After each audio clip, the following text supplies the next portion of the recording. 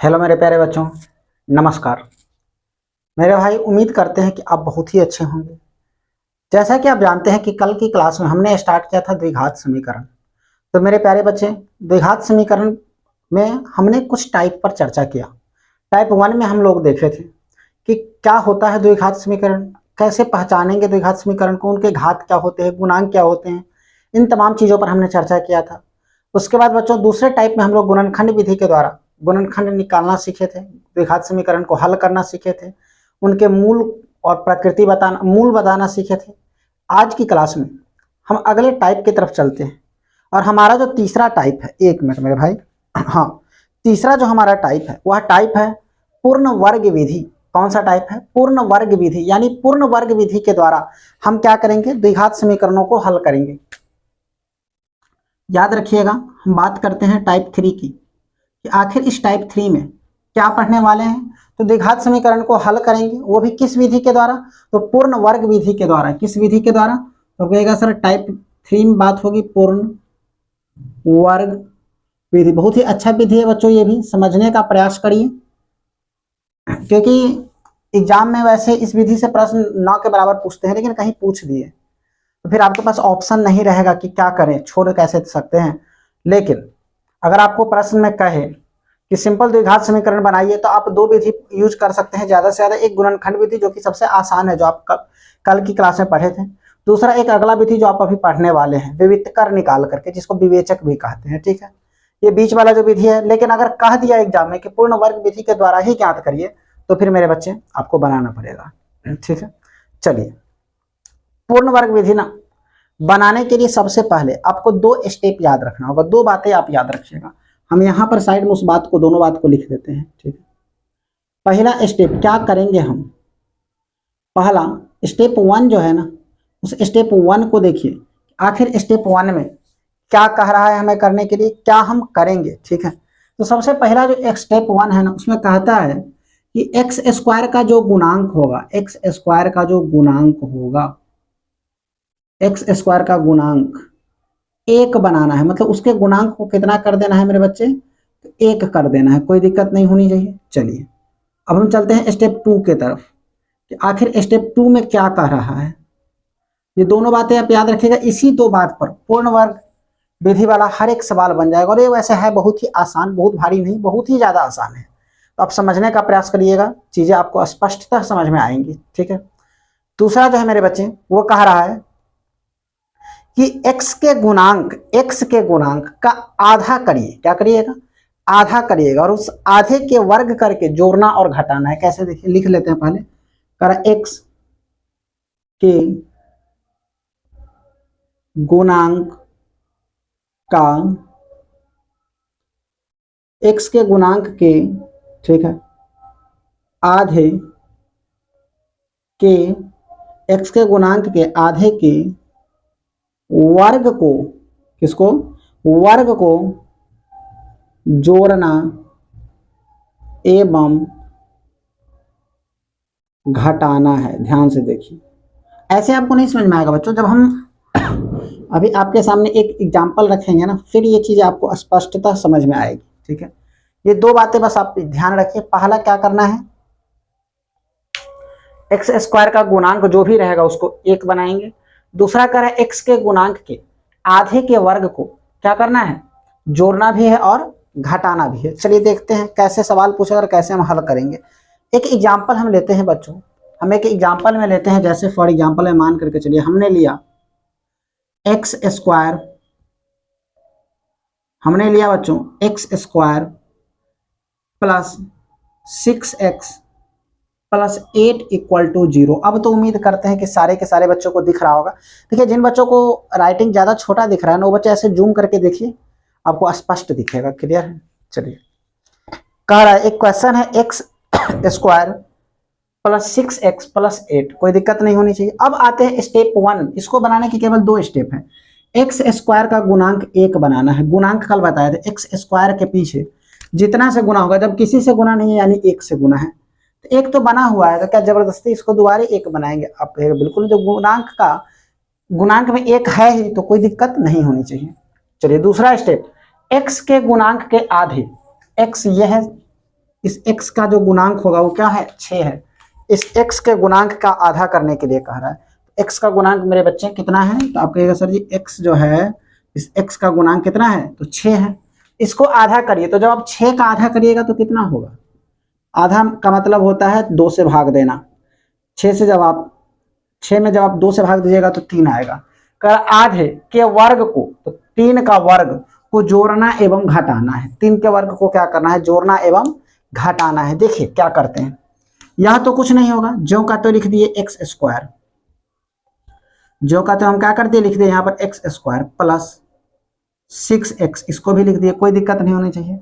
जोड़ना किसको है, तो 3 के वर्ग को, किसको जोड़ना है, 3 के वर्ग को, और घटाना भी किसको है, तो 3 को वर्ग, 3 के वर्ग को, और प्लस 8। ठीक है, देखिए ऐसा करने का सबसे बड़ा फायदा मेरे बच्चे क्या है, बराबर 0। हाँ, ऐसा करने का सबसे बड़ा फायदा क्या है कि इसको देखिए जोड़ करके घटा देना है। जब जोड़ करके घटाएंगे तो 3 स्क्वायर से 3 स्क्वायर गया, तो ज्यों का त्यों जो समीकरण हमारा पहले था x square plus 6x plus 8 equal to 0 वही बचेगा। इसीलिए जोड़ने के साथ साथ हम क्या करेंगे, घटाने का भी काम करेंगे। आगे बढ़े, अब देखिए गौर से जब इसको आप देखिएगा ना, तो कह रहा पूर्ण वर्ग विधि, तो यहां पर इस सवाल में देखिए आपको कहीं ना कहीं जो है ना वर्ग के रूप में यह एक समीकरण तैयार हुआ है। हमेशा याद रखिएगा, पहला 3 को जो टर्म होगा ना वो वर्ग के रूप में समीकरण ही तैयार करके हमें देगा। क्लियर है।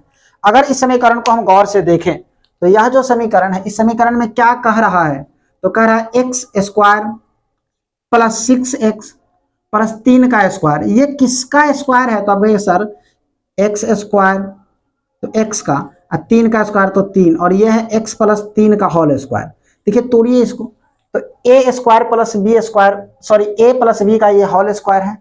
ए के जगह पर है एक्स, तो एक्स का स्क्वायर प्लस 2ab, 2ab तो 2 और गुने 3, तो 3 दूना 6 हुआ, और ए कितना है, एक्स है, तो 6x आ गया 2ab, अब प्लस बी का स्क्वायर यानी 3 का स्क्वायर। तो ऐसा सवाल रहे तो इसमें से और इसमें से स्क्वायर ले लीजिए, कोई दिक्कत, बिल्कुल दिक्कत नहीं होनी चाहिए। माइनस क्या हो जाएगा, 3 का वर्ग, और प्लस कितना हो जाएगा 8 इक्वल टू कितना दिया हुआ है, तो आप कहेगा कि सर 8 इक्वल टू दिया हुआ है हमारा 0। आगे बढ़े, देखिए अगला पॉइंट कह रहा है यहां पर x प्लस 3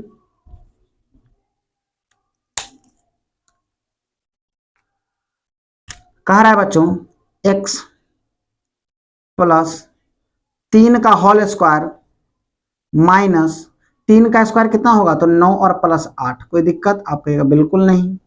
9 और 8, माइनस 9 में से 8 को जब घटाएंगे, सॉरी चाहे 8 में से 9 को घटाएंगे तो कितना आएगा, -1 आएगा। और अगर इस -1 को हम उस साइड भेज देते, इस -1 को क्या करते हैं बच्चों उस साइड भेजेंगे, तो क्या आएगा, +1 आएगा। देखिए x प्लस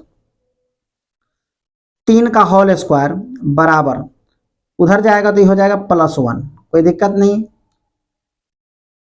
-1 बराबर के उधर जाता है तो चिन्ह बदल के बनेगा +1। अब देखिए कह रहा है x प्लस 3, क्या कह रहा है, x प्लस 3 का होल स्क्वायर। ये स्क्वायर जो है ना उसको भेजिएगा उधर, भेजिएगा तो स्क्वायर रूट, मतलब वर्ग बन जाता है वर्गमूल। तो हमारा ये बचेगा x प्लस 3 बराबर √1। लेकिन ये जो वर्गमूल बनता है, स्क्वायर उधर जाएगा ना तो प्लस माइनस रूट अंडर चला आता है संख्या। तो यहाँ पर प्लस में भी आंसर आएगा और किस चीज में आएगा, माइनस में भी आंसर आएगा। ठीक है, और जब एक का आप वर्गमूल निकालिएगा, जब एक का आप बच्चों क्या करिएगा, वर्गमूल निकालिएगा, तो एक का वर्गमूल कितना होता है, तो आप जानते हैं एक ही होगा, प्लस माइनस। और यहाँ x प्लस 3 बराबर प्लस माइनस कितना आया है, 1 आया है। कोई दिक्कत, इससे नीचे नहीं दिख रहा होगा, इस साइड हम लिखते हैं। देखिए x प्लस 3 बराबर है +-1। ठीक है, तो x बराबर क्या होगा, तो एक बार हम इधर प्लस लेते हैं, +1, इधर से 3 गया तो ये -3 है, 1 में से 3 गया तो -2 बचा। एक बार और लीजिए, x प्लस 3 बराबर, इस बार -1 लेते हैं, x बराबर क्या होगा, -1 -3 बराबर -4। यानी x के जो हमारे हल होंगे ना बच्चों, x के जो हल होगा x बराबर -2 और -4 आएगा। कोई दिक्कत, कोई दिक्कत है तो जल्दी बतलाइए। चलिए जिन भी बच्चों को स्क्रीनशॉट लेना है फटाफट जल्दी से स्क्रीनशॉट लीजिए, जल्दी।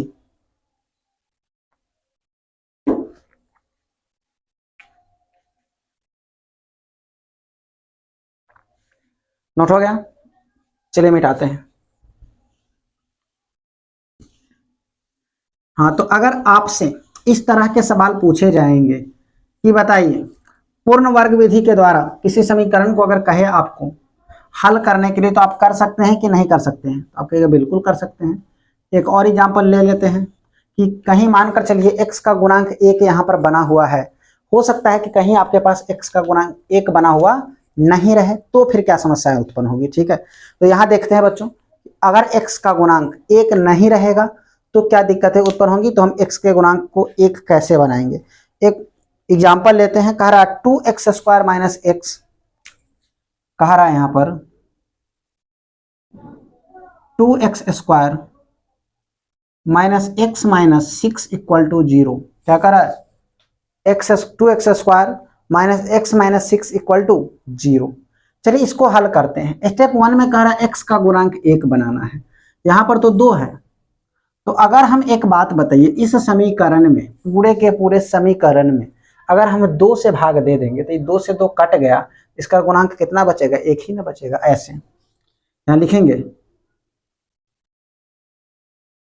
समीकरण में 2 से भाग देने पर, समीकरण में कितना से भाग देंगे? 2 से, तो क्या आएगा देखिए 2x² by 2 minus x by 2 minus 6 by 2, हाँ भाग सब में होगा, इक्वल टू 0 बाई, तो दोनों तरफ भी भाग होगा। क्लियर है यहाँ तक? ऐसा लिख दिया, कोई दिक्कत किसी को नहीं होनी चाहिए। अब एक बात बताइए, कहीं कटने वाला लग रहा है तो काटिए, x² बचा। अगर इस चीज को हम चाहें तो क्या ऐसे लिख सकते हैं x² माइनस, ठीक है, 1/2 into x minus 3 equal to 0। आप कहेंगे जी बिल्कुल, ये द्विघात समीकरण है। जी बिल्कुल। अब हमें क्या करना है? x के गुणांक, इस x के गुणांक से, x का जो गुणांक दिया हुआ है ना, इस x के गुणांक, ठीक है, के आधे, यानी 1/2 का आधा, आधा का मतलब 1/2 से उसमें गुना कर दो या आधा 2 से भाग दे दो, ठीक है, कितना आएगा? 1/4 के आधे के वर्ग को जोड़ना और घटाना है। तो देखिए यहां पर हमारा हो जाएगा x² माइनस 1/2x प्लस 1/4 का होल स्क्वायर माइनस 1/4 का whole square minus 3 equal to 0।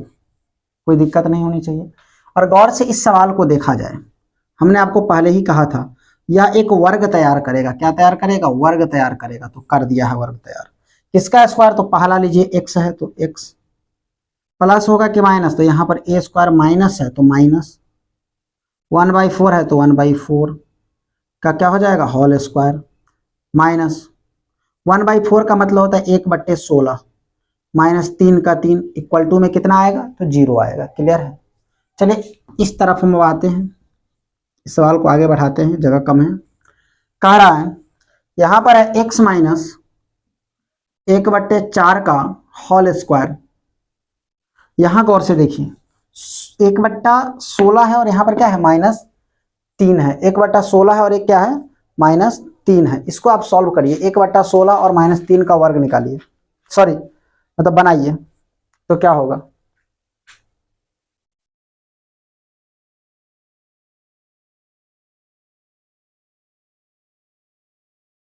अगर ऐसे नहीं बच्चों समझ में आता है तो एक काम ये कर सकते हैं आप, देखिए इस x माइनस 1/4 का स्क्वायर लिख दिए बराबर, माइनस में 1/16 है उधर जाएगा प्लस में 1/16, माइनस में 3 है इधर जाएगा प्लस में 3, ठीक है। यहां हो जाएगा x माइनस 1/4 बराबर बट्टा पर का जोड़ है 16 3 48 से 49/16, 49 बट्टे कितना आएगा? 16 आएगा, ठीक है। ये होल स्क्वायर है इसका। अब देखिए गौर से x माइनस 1/4 होल स्क्वायर जो है ना, ये वर्ग है, उधर जाएगा तो रूट में बदलेगा, प्लस माइनस रूट अंडर 49/16। जब आप 49 का वर्गमूल निकालिएगा तो हो जाएगा 7/4 प्लस और माइनस दोनों में, ठीक है। यहाँ हो जाएगा x माइनस 1/4, 1/4 को उधर भेजेंगे बारी बारी से, 1/4 को उधर भेजेंगे कब? बारी बारी से भेजेंगे। कैसे? देखिए सबसे पहली बार जब भेजते हैं 1/4 को, तो ये तो माइनस में उधर गया तो प्लस हो गया 1/4, ठीक है। यहाँ एक बार हम +7/4 लेते हैं, +7/4 लेते हैं, तब 4 का एलसीएम 4 हो गया, 8/4 यानी कि आंसर हमारा आ गया 2, x=2 आया। अब क्या करते हैं, फिर से भेजिए अगेन सेकेंड बार, ये पहला बार भेजे हैं, अब दूसरा बार देखिए, x माइनस 1/4 है ना, उधर जाएगा तो क्या बनाएगा +1/4, ठीक है, और माइनस हो जाएगा 7/4। अब देखिए 4 का एलसीएम 4 होगा, ठीक है, एक में से गया 6 बचेगा, एक में से 7 गया 6/4, यानी हमारा आएगा 3/2 माइनस में। एक्स के दो हल निकले हैं बच्चों, कौन सा हल निकला है, पहला हल निकला है एक्स का जो है ना हमारा पहला हल निकला है 2 और दूसरा हल निकला है -3/2। क्या दिक्कत है यहाँ तक? तो पूर्ण वर्ग विधि के द्वारा अगर कहे कभी भी आपको ज्ञात करने के लिए तो क्या आप निकाल सकते। चलो बच्चों इसको मिटाते हैं।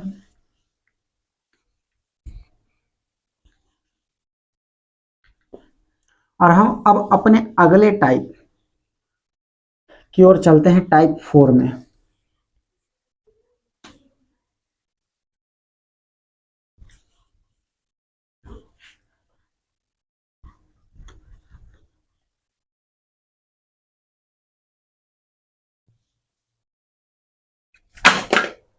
एक मिनट बच्चों, थोड़ी सी आज तबीयत अस्वस्थ है इसलिए चिल्लाकर नहीं बोल पाते हैं।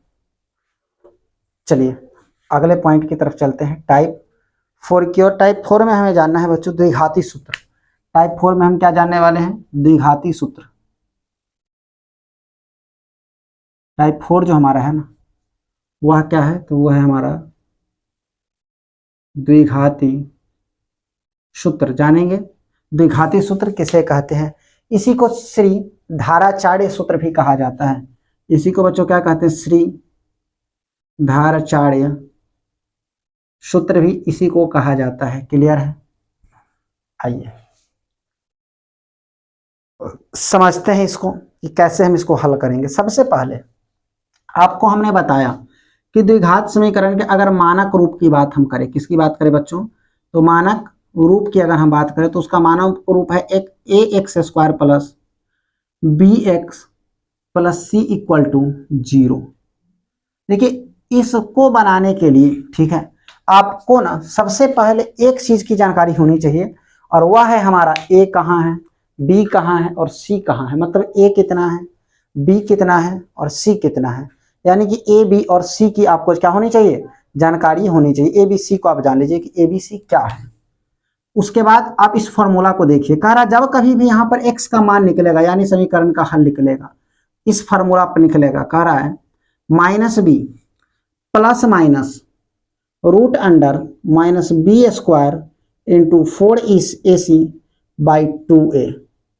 बस यह फार्मूला आपको याद रखना है बच्चों, और इसी फार्मूला के आधार पर आप किसी भी सवाल को तुरंत आसानी से बना दीजिएगा। क्लियर है? चलिए देखते हैं कि आखिर इस फार्मूला के आधार पर सवाल बनेंगे कैसे। तो एक एग्जांपल हम आपके सामने फिर से लेते हैं। यह एग्जांपल है हमारा बच्चों x² plus 6x plus 8 equal to 0। हमने आपको कहा कभी भी आपको ऐसा सवाल मिले और कहे श्री धाराचार्य सूत्र की सहायता से बनाइए, तो सबसे पहले आपका काम क्या होना चाहिए, हम a b और c को लिखेंगे कि हमारे पास a कितना है बच्चों, b कितना है बच्चों, c कितना है। चलिए आप बताइए, a का मान मतलब x² का गुणांक कितना है, a तो 1 है, b 6 है प्लस में ही, और c में देखो माइनस रहेगा तो हाँ माइनस में लिखेंगे, प्लस है तो प्लस में। अब हम इसको इस फार्मूला पर तोड़ते हैं कि x बराबर क्या होता है, तो -b यानी -6 प्लस माइनस √(b² यानी कि 6 का स्क्वायर -4 इंटू a मतलब 1 इंटू c मतलब 8। कोई दिक्कत नहीं, बट्टा में करा 2a यानी 2 गुने 1। क्लियर है? देखिए -6 होगा प्लस माइनस √(6×1 36 होगा, -8 चौका 32 होगा, और बट्टा में कितना होगा 2 होगा, 2 एकम 2। सही है? चलिए अब देखिए गौर से इसको, कह रहा -6 है प्लस माइनस है 32 में से 36 में से 32 गया तो बचेगा √4, और √4 का वर्गमूल भी तो आप जानते हैं कितना होता है, 2 होता है। ठीक है, तो यहाँ हो जाएगा -6 प्लस माइनस 2 और बाई 2। देखिए अब यहाँ पर दो कंडीशन होगा, या तो आप इसको जोड़िएगा या तो आप इसको घटाइएगा इस दोनों को, ठीक है, क्योंकि दो उत्तर आएंगे हमारे, क्योंकि द्विघात समीकरण का हमेशा हल दो ही आता है। क्लियर? तो देखिए जब जोड़िएगा तो क्या आएगा और घटाइएगा तो क्या आएगा, इन चीजों पर हम चर्चा करते हैं। देखिए -2, पहले हम जोड़ने का काम करते हैं। सबसे पहले क्या करते हैं बच्चों, जोड़ने का काम करते हैं, ठीक है। जब जोड़ने का काम करते हैं उसको हम लोग चाहे तो अल्फा भी लिख सकते हैं, अल्फा और बीटा दोनों बात याद रखिएगा, ठीक है। एक्स के दो हल निकलते हैं, एक अल्फा और एक बीटा। क्लियर है? तो जब हम जोड़ते हैं तो क्या आता है देखा जाए, -6 है और +2 है। एक बार -6 +2 बाई कितना लेंगे, 2 लेंगे। देखिए 2 में से जब 6 को घटाइएगा तो -4/2 आएगा, यानी जब कटेगा तो हमारा उत्तर कितना आने वाला है, -2 उत्तर आएगा। कोई दिक्कत? जल्दी बताइए। चलिए दूसरा हम देखते हैं, अल्फा के बाद इसको बीटा कहते हैं। दूसरे हल को हम माइनस वाले को बीटा चाहे तो कह सकते हैं। क्लियर है? कहते भी हैं। करा -6, ये 2 के जगह पर अब माइनस को लेंगे, अब बाई में 2, -6 और -2 बराबर -8 होगा, और बाई में 2 है, कटेगा तो ये हो गया -4। यानी हमारे पास ना दो हल आया है एक्स का, एक अल्फा एक बीटा। अगर हम देखें, या हम सीधा अब एक्स का लिख सकते हैं, एक है -2 और दूसरा है -4। देखिए इस सवाल को हम पहले वाले में भी बनाए हुए थे, ठीक है, फर्स्ट टाइम में। उस समय में भी आप आंसर मिलाइएगा तो इतना ही आंसर आया था। यानी द्विघात समीकरण के किसी भी समीकरण की अगर हम बात करें तो बच्चे तरीके अलग अलग हो सकते हैं, लेकिन आंसर हमारा क्या आने वाला है, सेम आता है और सेम आएगा, ठीक है। चलिए जिन बच्चों को नोट करना है, स्क्रीनशॉट लेना है, जल्दी से लीजिए तो। और इसके आधार पर ना हम आपको एक और सवाल देते हैं, होमवर्क हम बताएंगे नहीं, आपको बना करके लाना है, ठीक है। वह सवाल है 2x² - x - 6 = 0। मेरे बच्चों इसको बना करके अप्लाइएगा, ठीक है। ये आपका HW है, तो उम्मीद है हमें कि बन जाएगा। इसी तरीका से इसको बनाना है, ठीक है। जल्दी जल्दी नोट करते जाइए, तो जिन बच्चों को भी नोट करना है। इसके बाद हम दो सबसे महत्वपूर्ण सवाल की तरफ चलेंगे, जो एग्जाम ओरिएंटेड क्वेश्चन है, कि परीक्षा में उनसे प्रश्न पूछे ही जाते हैं। उसके बाद बच्चों हम अगले टाइप यानी टाइप 5 पर चर्चा करेंगे, मूलों की प्रकृति पर। फिर हमारा क्लास जाकर के ओवर होगा, यानी अगला 5 से 6 मिनट और क्लास आपकी चलेगी। उम्मीद करते हैं कि क्लास आपको अच्छे तरीकों से समझ में आ रही है बच्चों। चलिए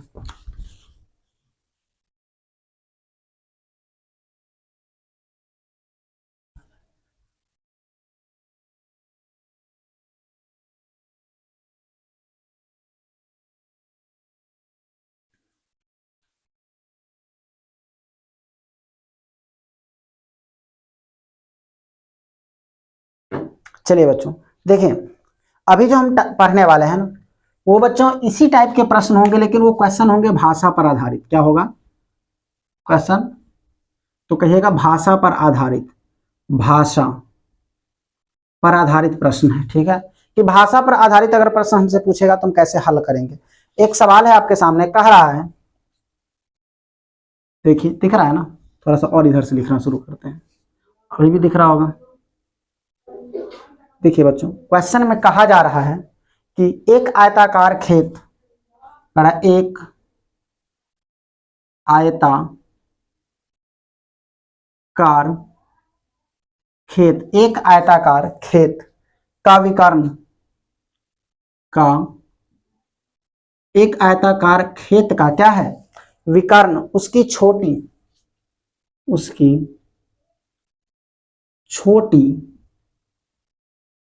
भुजा, उसकी छोटी भुजा से 60 मीटर अधिक लंबा है। छोटी भुजा से बच्चों 60 मीटर अधिक, 60 मीटर अधिक, ठीक है, क्या है, तो लंबा है, 60 मीटर अधिक लंबा है। क्लियर है? कह रहा है यदि बड़ी भुजा, कह रहा है बच्चों यदि बड़ी भुजा, यदि बड़ी भुजा, ठीक है, छोटी भुजा से, यदि बड़ी भुजा छोटी भुजा से, यदि कौन सी भुजा, बड़ी भुजा जो है ना वह छोटी भुजा से, ठीक है, 30 मीटर अधिक हो। छोटी भुजा से 30 मीटर क्या होना चाहिए, अधिक होना चाहिए। 30 मीटर मतलब कितना है, अधिक हो, ठीक है। तो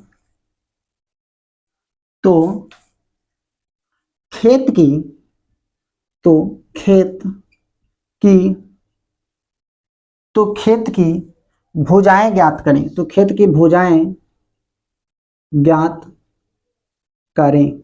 बड़ी ही प्यारा सवाल है। सबसे पहले इस सवाल को आप लोग एक दो बार रीडिंग दीजिए, पढ़िए कि आखिर इस सवाल में कहा क्या जा रहा है, फिर हम इसको बनाने की तरफ चलेंगे। पढ़ लिए? चलिए देखिए, कह रहा है एक आयताकार खेत का विकर्ण। आयताकार खेत की जब कभी भी बात होगा तो पहले देखिए इस सब तरह के सवाल में ना अगर हम चित्र बनाने का प्रयास करें तो ज्यादा बेहतर होगा। एक खेत है, कैसा खेत है, तो आप कहेगा सर जी आयताकार है, यानी आयत के जैसा खेत है। ठीक है, एक आयताकार खेत का विकर्ण, उसकी छोटी भुजा। ठीक है, सबसे पहले विकर्ण का बात हुआ है तो हम एक क्या बना देंगे बच्चों, विकर्ण बना देंगे। ठीक है, एक आयताकार खेत का जो विकर्ण है ना, ठीक है, या विकर्ण उसकी छोटी भुजा से 60 मीटर अधिक है। यानी छोटी भुजा जो कुछ भी हो, ठीक है, उससे वो 60 मीटर क्या होगा, ज्यादा होगा। अब छोटी भुजा कितना है पता नहीं, तो मान लेते हैं कि छोटी भुजा x होगा, लिख लेंगे। लेकिन हाँ, यहाँ पर हम लोग जब हल करेंगे ना, हल में लिखना पड़ेगा कि क्या माने हो। लिखेंगे यहाँ, माना कि छोटी भुजा बराबर x है। क्या है, ये छोटी भुजा जो है ना x है। मान लीजिए त्रिभुज है, सॉरी ये हमारा आयत है ABCD, यही खेत है आयताकार। ठीक है, छोटी भुजा x है तो उसका विकर्ण x से 60 मीटर क्या होगा, ज्यादा होगा, x प्लस 60 हो जाएगा। अधिक है मतलब लंबा है। यदि बड़ी भुजा छोटी भुजा से, बड़ी भुजा कौन होगी, यही लंबाई वाली, बड़ी भुजा छोटी भुजा से 30 मीटर अधिक हो, यानी यह x से कितना ज्यादा होगा, तब कहेगा सर जी यह होगा 30 मीटर ज्यादा। यह कितना ज्यादा होगा, तो ये हमारा 30 मीटर ज्यादा होगा। तो खेत की भुजाएं ज्ञात करिए। देखिए खेत की भुजाएं ज्ञात करिए, जब इस तरह का सवाल आए तो आप गौर से इसको देखा जाए। तो यहाँ जो देखिए एक कोण बन रहा है वो 90 डिग्री का। आयत की जो भुजाएं होती है ना, वो प्रत्येक कोण कितने डिग्री का बनाता है, वो भुजाएं जब शीर्ष पर मिलता है तो उसके साथ 90 डिग्री का कोण बनाता है। तो यह 90 डिग्री का कोण बना। और अगर हम गौर से इसे देखें तो यहां से देखिए यहां तक है, यह एक समकोण त्रिभुज का निर्माण कर रहा है कि नहीं कर रहा है, आप बताइएगा। आप कहिए जी सर बिल्कुल कर रहा है। यह कौन सा निर्माण, किस त्रिभुज का निर्माण करता है, तो समकोण त्रिभुज का निर्माण करता है। तो माना कि छोटी भुजा बराबर x है, ठीक है, विकर्ण बराबर कितना है, x प्लस 60 है, और बड़ी भुजा कितना है, कितना है 30 मीटर, मतलब x प्लस 30 मीटर दिया गया है। ठीक है, ऐसे लिखना चाहते हैं तो लिख लीजिए, माना कि छोटी भुजा x कॉमा बड़ी भुजा x प्लस 30 मीटर एवं विकर्ण बराबर बच्चों x प्लस 60 मीटर हो जाएगा। हमारा कितना होगा, x प्लस 60 मीटर होगा। क्लियर है? अब जब बात होती है हल की, तो गौर से इस सवाल को देखें तो लग रहा है त्रिभुज है, समकोण त्रिभुज, और ABC त्रिभुज कह रहा है, त्रिभुज ABC से या ABC में, ठीक है, हमारा जो कोण है वह कोण B जो है वो कितने डिग्री का है, तो आप कहिएगा सर 90 डिग्री का है। कोण B कितने डिग्री का है, 90 डिग्री का। जब कोण B 90 डिग्री का है तो अतः लगा दो, जब कभी भी समकोण त्रिभुज नजर आए तो एक ही प्रमेय, एक ही थ्योरम याद रखिएगा जिसको पाइथागोरियन यानी कि पाइथागोरस थ्योरम कहा जाता है। पाइथागोरस थ्योरम में क्या कहा जाता है आप बताइए। इसमें कहा जाता है, हाँ लिखेंगे, अतः पाइथागोरस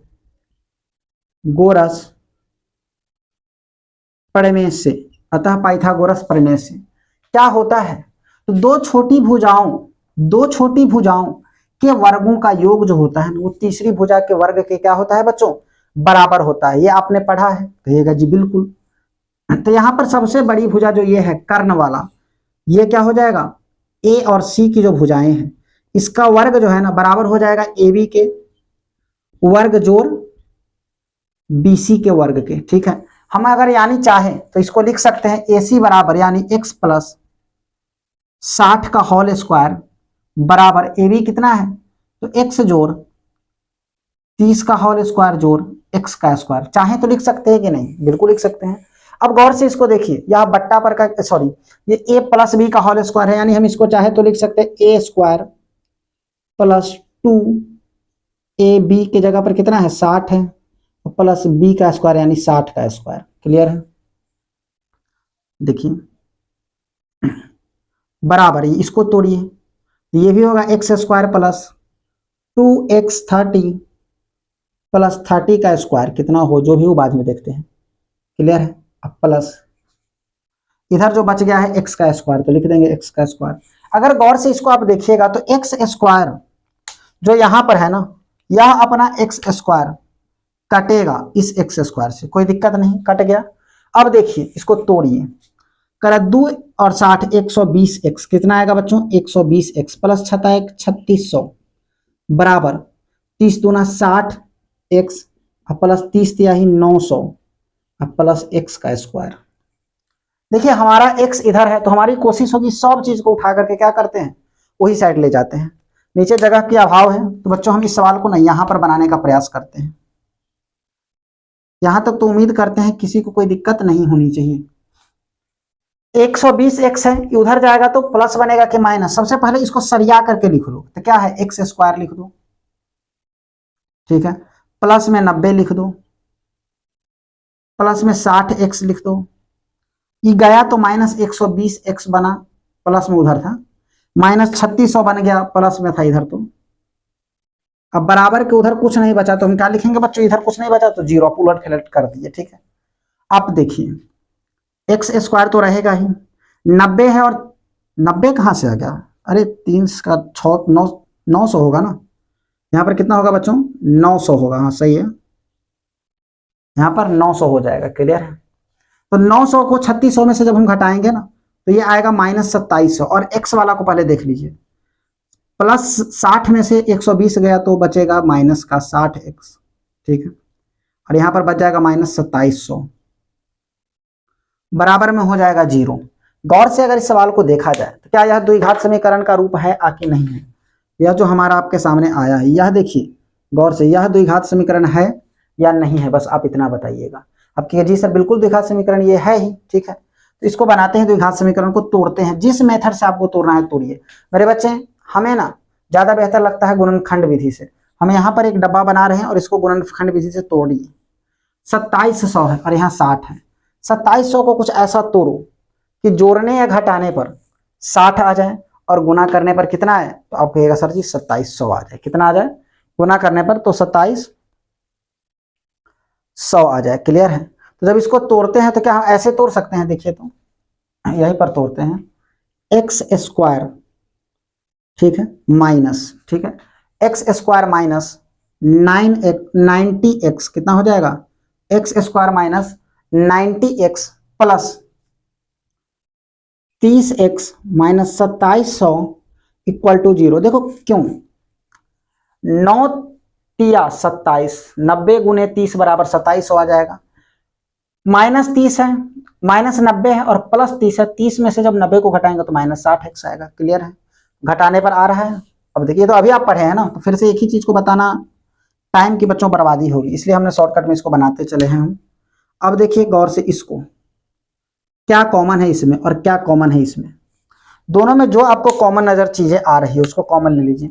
इसमें से x कॉमन लीजिएगा जब, तो बचेगा x माइनस 90।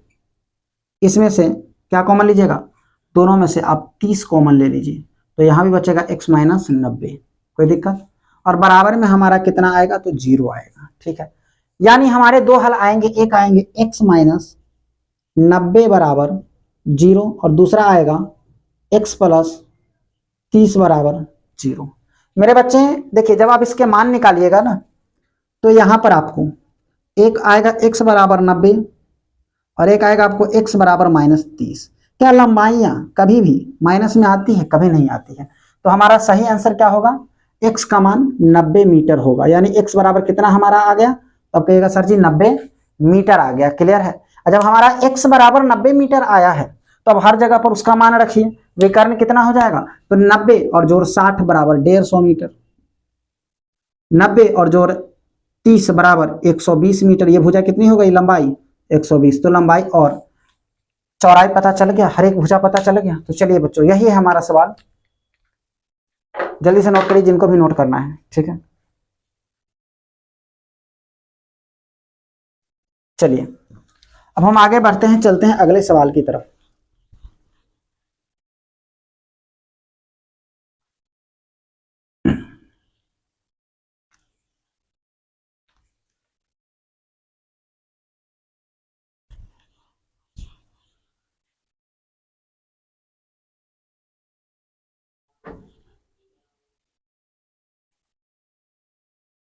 अच्छा मेरे बच्चों देखिए,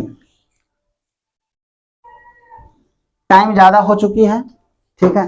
तो इसके लिए ना एक क्वेश्चन है, और आयु के आधार पर उस क्वेश्चन को हम डीपीपी में डाल देते हैं। आप लोग उसको बनाने का प्रयास करिएगा। अगर आपको दिक्कत लगेगा तो आप लोग कमेंट करिएगा कि सर आयु वाला सवाल भी बता दीजिए, वो वाला, तो हम उसको बता देंगे, ठीक है। बाद में फिर कभी एक शॉर्ट वीडियो, 1-2 मिनट का वीडियो आएगा जिसमें आपको सवाल बता दिया जाएगा। अभी हम चलते हैं अगले टाइप की तरफ, क्योंकि क्लास को ज्यादा लंबा बनाना भी सही नहीं है, क्योंकि आपके पास भी समय की कमी है और हमारे पास भी समय की कमी है, ठीक है। चलिए अगला हम देखते हैं, क्योंकि ऑफलाइन भी बैच चलता है बच्चों। चलिए हम बढ़ते हैं टाइप 5 की तरफ। पांचवा टाइप में क्या है, तो पांचवा टाइप में कहता है मूलों की प्रकृति को जानेंगे। कह रहा मूलों की, वही जो मूल जो हल जो निकलते हैं उसी की प्रकृति की, कैसे कैसे हल होते हैं, क्या क्या होते हैं, ठीक है। तो जब हम बात करें मूलों की प्रकृति, ठीक है, तो आपको एक बातें सबसे पहले याद रखिएगा कि जब आपने अभी देखा b² - 4ac देखा था, अगर b² - 4ac का मान 0 से बड़ा होगा, अगर 0 से इसका मान क्या हो जाएगा, बड़ा होगा, तो जो भिन्न होगा, सॉरी जो हल होगा वो इसका वास्तविक और अलग अलग निकलेगा। तो इसका हम लिखेंगे कि अगर 0 से ये बड़ा होगा तो इसका क्या हल निकलेगा, तो लिखेंगे 2 भिन्न, भिन्न मतलब अलग अलग, वास्तविक मूल या हल। दूसरा कह रहा है कि यहीं पर अगर, ठीक है, अगर यहीं पर हमारा b² - 4ac, b² - 4ac बच्चों ना तो बड़ा होगा ना तो छोटा होगा, तो होगा क्या, बराबर होगा, ठीक है। और जब यह बराबर होगा 0 के, तो कह रहा है 2 समान हल निकलेंगे, इसके 2 समान वास्तविक मूल इसके आएंगे। क्लियर है, कोई दिक्कत। अगला कह रहा है लेकिन जब यह 0 से क्या हो जाएगा, छोटा हो जाएगा, b² - 4ac का मान जो है ना, यह जब 0 से क्या हो जाएगा, छोटा हो जाएगा। क्लियर है, तो इसका कोई वास्तविक मूल नहीं निकलेगा, कोई वास्तविक हल नहीं निकलेगा, कोई वास्तविक हल नहीं होगा। कैसे नहीं होगा, इस चीज को थोड़ा सा देखिए। उससे पहले बच्चों आपको हम एक चीज बता दें कि ये जो बार बार आप b² - 4ac देख रहे हैं ना, यह जो है b² - 4ac, इसी को हम लोग विविक्तकर कहते हैं। इसी को हम लोग बच्चों क्या कहते हैं, विविक्तकर, ठीक है, विविक्तकर इसी को कहा जाता है। इसको d के द्वारा डिनोट करते हैं, यानी d बराबर b² - 4ac होता है। आपके मन में यह भी क्वेश्चन होगा कि सर इसको d के द्वारा क्यों डिनोट करते हैं, क्योंकि d का मतलब होता है यहां पर डिस्क्रिमिनेंट, ठीक है। डिस्क्रिमिनेंट का पहला अक्षर d है, इसी के लिए इसको हम डिनोट ही कौन चीज के द्वारा करते हैं बच्चों, तो d के द्वारा ही डिनोट किया जाता है, ठीक है। चलिए अब देखिए, कह रहा है कि जब b² - 4ac का मान जो निकलेगा वो 0 से छोटा होगा, तो कोई वास्तविक हल नहीं होगा। कैसे, देखिए समझते हैं। हम जानते हैं कि x बराबर होता है -b plus minus root under, अब b² - 4ac का हल कितना हो गया, 0 से छोटा। 0 से छोटा का मतलब क्या होगा, या तो माइनस में आएगा, 0 से छोटा का मतलब यही ना होगा, क्यों क्या आएगा, माइनस में आएगा, ठीक है। इसको जब आप हल करिएगा तो ये माइनस में आएगा, और बट्टा में क्या हो जाएगा, 2a है। क्या माइनस में कभी भी रूट में कोई आंसर आ सकता है, कभी नहीं आएगा। तो ये जब माइनस में कभी भी नहीं, कभी भी रूट में कभी देखो -4 -5 -8 रूट के अंदर में कभी नहीं होता है बच्चों, ठीक है। तो ये वैसे ही यहीं पर हो गया, बात खत्म कि इसका कोई वास्तविक हल नहीं निकलेगा। दूसरा अगर आपको कह रहा है, दूसरा बात आपको यह कह रहा है कि बी स्क्वायर माइनस 4ac, देखिए minus b plus minus root under, अगर 0 के बराबर होता है तो क्या आता है, देखिए माइनस बी, एक बार प्लस ले लीजिए, 0 का वर्गमूल करिएगा 0 2a, जब बनाइएगा इसको तो आएगा माइनस बी बाई 2a, ठीक है। एक बार आप जोड़ने का काम करिए तो क्या होगा, घटाने का, रूट अंडर 0 बाई 2a, यहाँ भी क्या होगा minus B by 2a। Clear है। ऐसे ही आप पहला वाला भी चेक कर सकते हैं। तो मेरे प्यारे बच्चों, मूलों की प्रकृति की क्लास भी आज हमारी क्या हुई, समाप्त हुई। अगली क्लास में हम लोग किसी नए और अगले टॉपिक के साथ मिलते हैं। तो मेरे प्यारे बच्चों, आज की क्लास को हम यहीं पर ओवर करते हैं, ठीक है। क्लास आपकी ज़्यादा लंबी चल चुकी है, कुछ डीपीपी आपको आज मिलेंगे, इसको आप सॉल्व करके लाइएगा, चेक भी की जाएगी। चलिए बच्चों, नमस्कार, मिलते हैं अपने निर्धारित समय से अगली क्लास में।